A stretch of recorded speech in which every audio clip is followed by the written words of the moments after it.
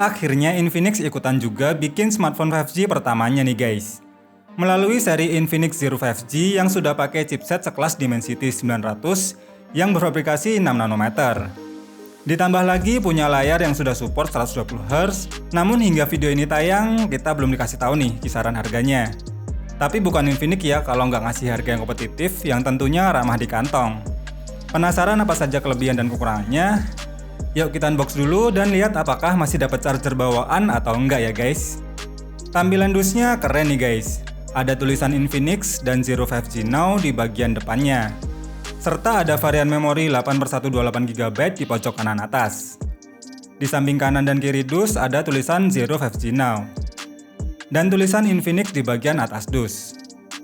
Di bawah dus ada kode IMEI dan serial number.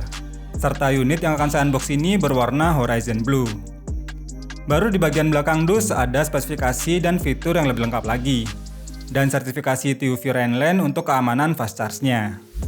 Kita buka dan lihat apa aja isi dalam kemasan versi globalnya ini. Begitu pertama kali dibuka langsung terlihat unit smartphone yang masih terbungkus plastik. Kita letakkan dulu. Lalu ada stiker IMEI. Dan di dalam pembatasnya ini ada pin SIM tray ejector, kartu ucapan X Club, serta ada bonus jelly case bening yang terdapat corak motif logo 5G. Dan ternyata masih dapat adapter charger bawaan berdaya 33 watt.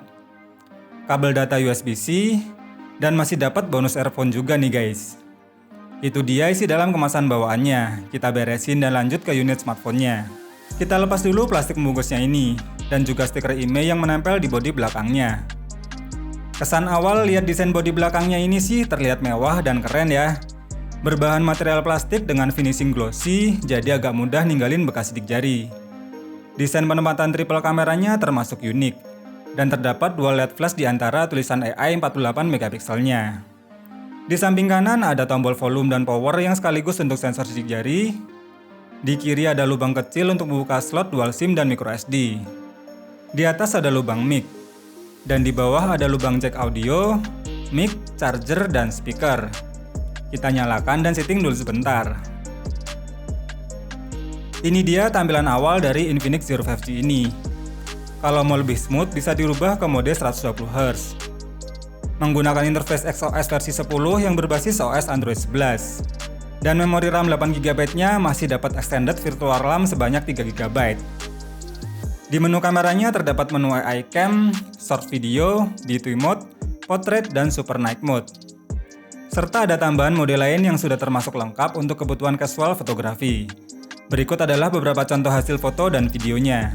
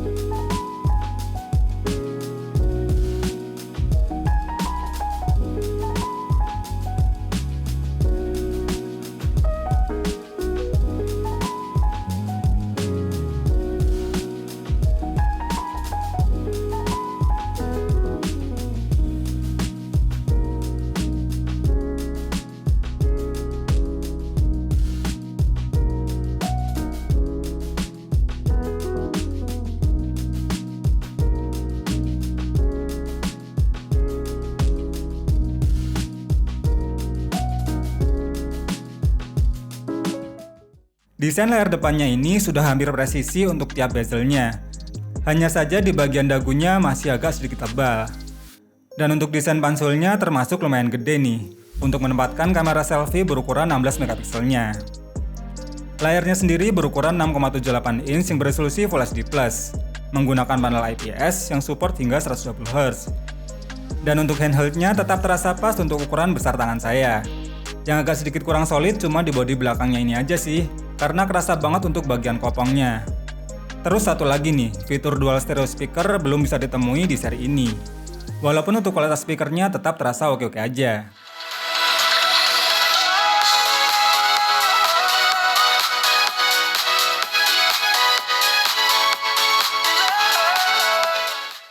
Bicara soal performa, Infinix Zero 5G ini bisa dibilang udah tergolong powerful dan mumpuni. Berkat perpaduan chipset MediaTek Dimensity 900 yang clock CPU-nya mencapai 2,4 GHz, didukung RAM 8 GB LPDDR4X dan ROM 18 GB bertipe UFS 3.1. Pengujian menggunakan AnTuTu versi 9 bisa mendapatkan skor mencapai 495 ribuan. Sedangkan untuk Geekbench 5 tesnya pun punya skor yang lumayan tinggi. Begitu juga untuk skor 3D Mark pada mode wet lab stress testnya punya tingkat kestabilan mencapai 99,6%. Jelas performanya udah termasuk ngebut dan oke banget walau untuk kinerja yang berat sekalipun. Contohnya buat main game PUBG Mobile nih, bisa dapetin settingan HDR Ultra atau Smooth Extreme kalau mau mode 60 fps. Dan untuk gameplaynya juga beneran terasa smooth dan minim terjadi frame drop. Ditambah untuk sensor gironya tidak terasa delay dan responsif. Buat main game selama satu match pun juga cuma terasa hangat aja. Selain PUBG, buat jalanin game berat sekelas Genshin Impact pun performa Dimensity 900 di Infinix ini terasa cukup optimal. Bahkan saat dicoba pakai settingan rata kanan pun tetap terasa playable. Walaupun tetap bakal terasa lag jika HP sudah terasa panas atau ketika menampilkan full efek animasinya. Jadi kalau mau enak mainnya pakai settingan default atau rata kiri dengan mode 60 fps saja ya guys. Baterainya juga tergolong awet dan efisiensi dayanya juga termasuk bagus. Saya tes buat nonton YouTube selama 1 jam dengan posisi brightness dan volume di 50% hanya berkurang 5% saja. Lalu saya tes juga pakai aplikasi PCMark, screen on time-nya bisa mencapai 13 jam 43 menit. Dalam posisi settingan refresh rate di 120 Hz. Yang tentunya bakal lebih terasa awet lagi kalau di mode 60 Hz.